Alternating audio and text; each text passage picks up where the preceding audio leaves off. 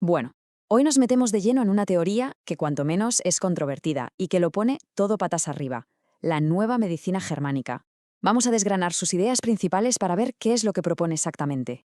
Arrancamos fuerte, ¿eh? La teoría se presenta con una afirmación, rotunda.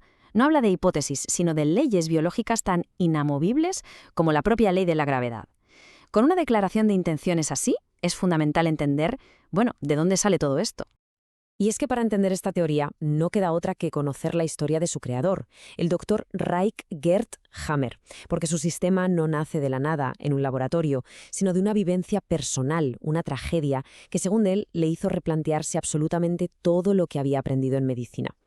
Fijaos en las fechas porque son clave. Tenemos a un médico con una carrera consolidada, hasta que en 1978 ocurre lo impensable. Su hijo Dirk muere de forma trágica. Y justo después, al poco tiempo, a él mismo le diagnostican un cáncer.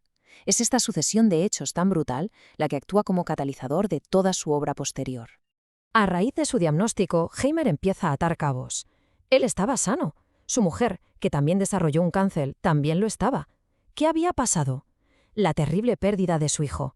Esta conexión le llevó a investigar a sus propios pacientes, y ahí encontró lo que él consideró un patrón.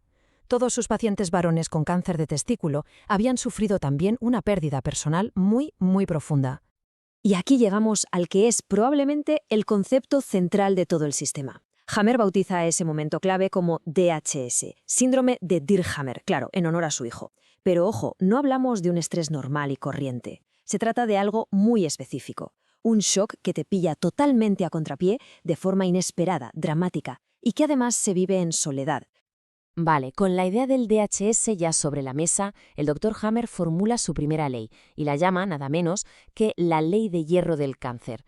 Esta ley viene a definir las condiciones exactas que, según él, ponen en marcha lo que denomina un programa biológico especial.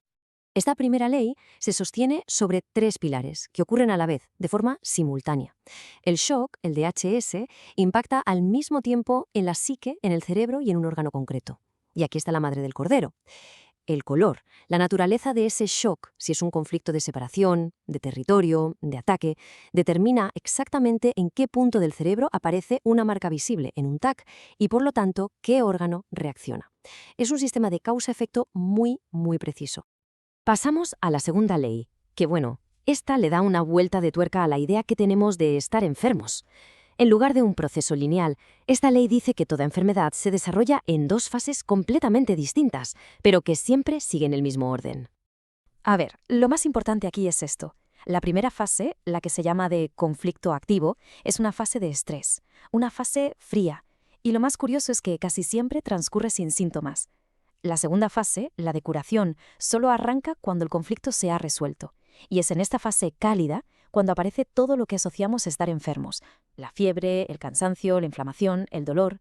O sea que la teoría lo invierte todo. Los síntomas no son la enfermedad, son la señal de que el cuerpo ya ha empezado a repararse.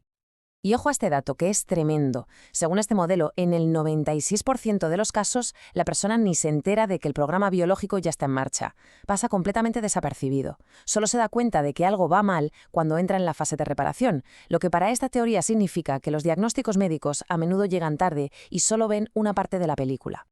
Las dos leyes que siguen se apoyan en la biología evolutiva, para explicar el porqué de las reacciones del cuerpo. Se basan en la ontogenia, que es el estudio del desarrollo desde el embrión, y en la idea de que todos nuestros órganos derivan de tres capas embrionarias muy primitivas. La tercera ley propone una regla bastante clara, que depende de nuestro origen evolutivo. Si el órgano que responde al shock está controlado por el cerebro antiguo, el tronco cerebral o el cerebelo, en la fase activa habrá un crecimiento de células, es decir, un tumor. En cambio, si el órgano depende del cerebro nuevo, la corteza cerebral, la reacción será una pérdida de tejido, una úlcera. Y lógicamente, en la fase de curación, todo este proceso se revierte. Y ahora viene la cuarta ley, que es, quizá, una de las más polémicas. Propone que los microbios son en realidad nuestros aliados. No nos atacan para causar enfermedades, sino que son como un equipo de limpieza y reparación que se activa solo durante la fase de curación.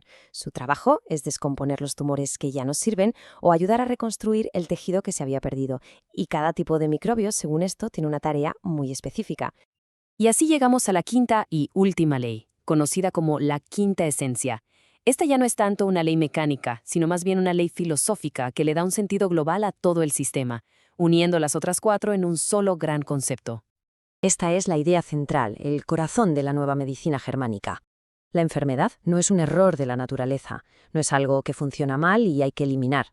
Todo lo contrario, es un programa de supervivencia perfectamente lógico y diseñado por la evolución para ayudar a un ser vivo a gestionar una crisis biológica para la que no estaba preparado. Cada enfermedad tendría, por tanto, un propósito. Y esta es la pregunta que en el fondo plantea toda esta teoría. Una pregunta que desafía por completo el paradigma médico convencional. ¿Y si la enfermedad no fuera un fallo, un error del sistema, sino una respuesta inteligente de la biología con un sentido y un propósito? Una cuestión que desde luego da que pensar.